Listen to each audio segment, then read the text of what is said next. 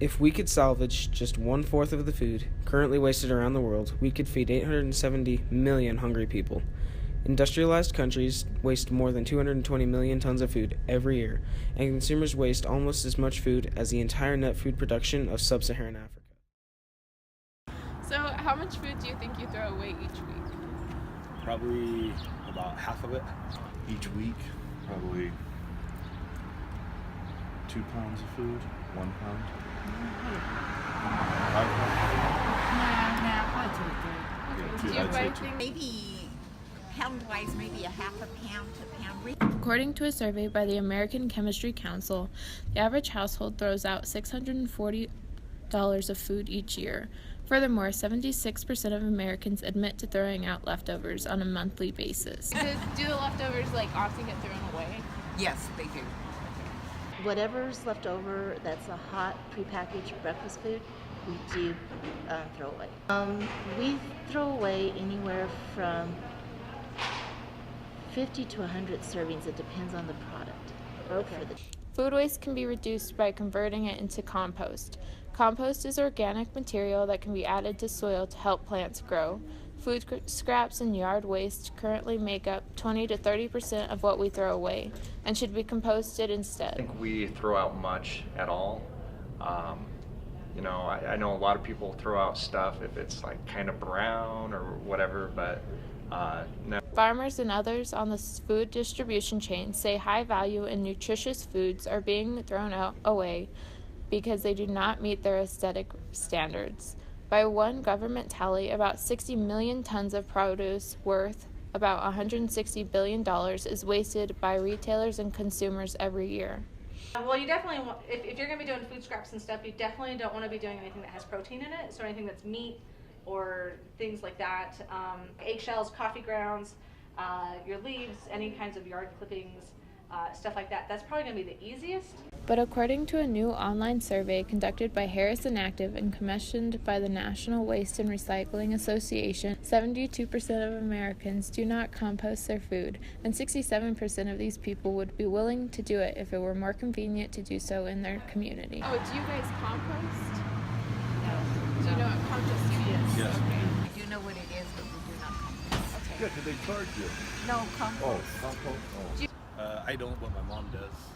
Pretty easy. I mean, right now we basically just have a big pile that we put the grass clippings on. We do have a big tumbler that we use. And then sometimes we just kind of sort of put it out there. So, I mean, if you have space to put it, then yeah, it's pretty easy. Okay, and then you mentioned time. How long does it normally take you to compost?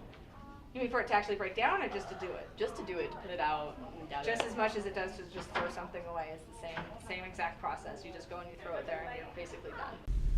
To reduce food waste, we need people to take initiative in learning about easy ways to save food, such as composting. Additionally, grassroots movements for mass recycling would also help. So there's one cool kind of movement, grassroots movement in Germany called food sharing. Okay. Yeah, or if you translate it word by word, it would be grocery savers. So they save the groceries from being trashed. And what they do is they build up a network with restaurants and bakeries and stuff. And so the bakery or the restaurant calls one of those registered people, and they come and pick up the leftovers. Bread, we have those little rolls, or cooked meals from restaurants for free. Oh, for free? For free. Oh, wow, and then who began this program? I'm not quite sure who started it, because it's kind of like I said, as a grassroots movement. Okay. So I think the internet kind of speed things up. So they organize through websites.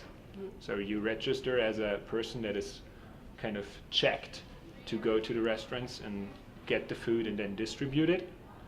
And the restaurants also register online. So it's kind of starting to start in different areas. And then the recycling concept here is way different than in Germany. In Germany, everybody has those separate trash cans for plastic and for glass and for food waste. And here, basically, that's the common thing I observed so far, is that you just throw everything together, right? Yeah. And if you want to recycle, you have to pay for that. kind of, yeah. So people that pick up the recycling at your house, you have to pay them. So this is not really encouraging to recycle. We do not because they charge. They charge. Yeah, They it's charge for it. irritating. I checked into it and they charge for it. Do you recycle? No, too poor. We also need to make a decision. For example, the school wastes a lot of food throwing away servings because they cannot evenly distribute it to the students. It's an educational guess.